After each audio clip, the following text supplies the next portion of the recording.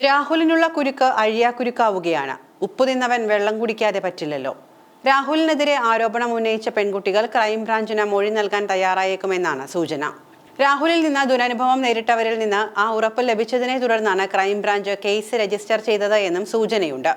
സംസ്ഥാന പോലീസ് മേധാവിക്ക് പരാതി നൽകിയ പെൺകുട്ടികളിൽ നിന്ന് മൊഴിയെടുക്കാനുള്ള നീക്കം ക്രൈംബ്രാഞ്ച് ഉടനെ തന്നെ ആരംഭിച്ചേക്കും. ഇരകളാക്കപ്പെട്ട സ്ത്രീകൾക്ക് പരാതിയുണ്ടെങ്കിൽ കേസിന് ഉറപ്പുണ്ടാകുമെന്ന വിലയിരുത്തലിലാണ് തുടക്കത്തിൽ മൊഴിയെടുക്കാൻ ശ്രമം തുടങ്ങിയത്.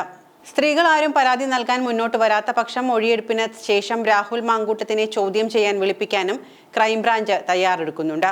പരാതി നൽകാൻ മുന്നോട്ട് വരുന്നവർക്ക് എല്ലാ സംരക്ഷണവും നൽകുമെന്ന് മുഖ്യമന്ത്രി പ്രഖ്യാപിച്ച സാഹചര്യത്തിൽ രാഹുലിൽ നിന്ന് അതിക്രമം നേരിട്ട ചിലരെങ്കിലും മുന്നോട്ട് വരും എന്നാണ് പോലീസിന്റെ പ്രതീക്ഷ.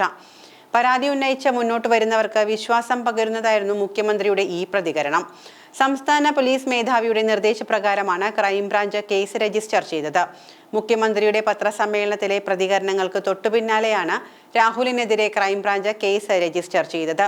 രാഹുലിനെതിരെ നിയമപരമായ നടപടി ഉണ്ടാകുമെന്നായിരുന്നു പത്രസമ്മേളനത്തിൽ മുഖ്യമന്ത്രി വ്യക്തമാക്കിയത്. തിരുവനന്തപുരം റേഞ്ച് ക്രൈംബ്രാഞ്ച് ഡിവൈഎസ്പി ബിനുകുമാറിനാണ് അന്വേഷണത്തിന്റെ ചുമതല.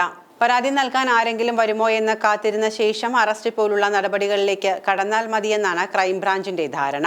അതുകൊണ്ട് തന്നെ തൽക്കാലം അറസ്റ്റ് ഉൾപ്പെടെയുള്ള നടപടികളിലേക്ക് കടക്കാൻ സാധ്യത കുറവാണ്. സ്ത്രീകളെ അവരുടെ താല്പര്യത്തിന് വിരുദ്ധമായി സാമൂഹിക മാധ്യമങ്ങൾ വഴിയും മറ്റും പിന്തുടർന്ന് ശല്യം ചെയ്തുകൊണ്ട് അവർക്ക് മാനസിക വേദന ഉണ്ടാക്കുന്ന തരത്തിൽ പ്രവർത്തിച്ച് നിർബന്ധിത ഗർഭചിത്രത്തിന് പ്രേരിപ്പിച്ചു, മെസ്സേജുകൾ അയച്ചു, ഫോൺ വിളിച്ചും ഭീഷണിപ്പെടുത്തി തുടങ്ങിയ കുറ്റങ്ങളാണ് രാഹുൽ മാങ്കൂട്ടത്തിൽ MLA-ക്കെതിരെ ചുമത്തിയിരിക്കുന്നത്. രാഷ്ട്രീയ പ്രാധാന്യമുള്ള കേസായതുകൊണ്ട് തന്നെ ഉന്നത ഉദ്യോഗസ്ഥർ കേസിന് മേൽനോട്ടം വഹിക്കും.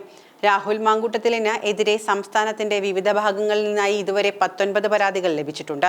കേസ് എടുത്തതിന് പിന്നാലെ അന്വേഷണത്തിനായി പ്രത്യേക അന്വേഷണ സംഘം രൂപീകരിക്കുന്നതും ക്രൈംബ്രാഞ്ച് പരിഗണിക്കുന്നുണ്ട്. മാധ്യമങ്ങളിലൂടെയും സമൂഹ മാധ്യമങ്ങളിലൂടെയും പരാതി ഉന്നയിച്ചവരെ നേരിൽ കണ്ട വിവരങ്ങൾ തേടാനും ക്രൈംബ്രാഞ്ച് തയ്യാറായേക്കും. ആർക്കെങ്കിലും നേരിട്ട് പരാതിയുണ്ടെങ്കിൽ അതും കൂടി എഴുതി വാങ്ങിക്കൊണ്ട് അന്വേഷണം മുന്നോട്ട് കൊണ്ടുപോകാനാണ് ക്രൈംബ്രാഞ്ചിന്റെ ഇപ്പോഴത്തെ നീക്കം. തിരുവനന്തപുരത്തും എറണാകുളത്തും അടക്കം ലോക്കൽ പോലീസിന് ലഭിച്ച പരാതികളെക്കുറിച്ചും ക്രൈംബ്രാഞ്ച് അന്വേഷണം നടത്തും. ഇപ്പോൾ ലഭ്യമായ വിവരങ്ങളുടെ അടിസ്ഥാനത്തിലായിരിക്കും ക്രൈംബ്രാഞ്ച് പ്രാഥമിക അന്വേഷണം നടത്തുക. രാഹുലിനെതിരായ ക്രൈംബ്രാഞ്ച് കേസ് അന്വേഷണം സ്ത്രീകൾക്കെതിരായ അതിക്രമം തടയാനുള്ള അതിയായ താല്പര്യം കൊണ്ട് മാത്രമാണോ, അതോ കേസ് ലൈവായി നിലനിർത്തുകയാണോ കേസിന് പിന്നിലെ യഥാർത്ഥ ഉദ്ദേശം എന്ന ചോദ്യവും ഉയരുന്നുണ്ട്.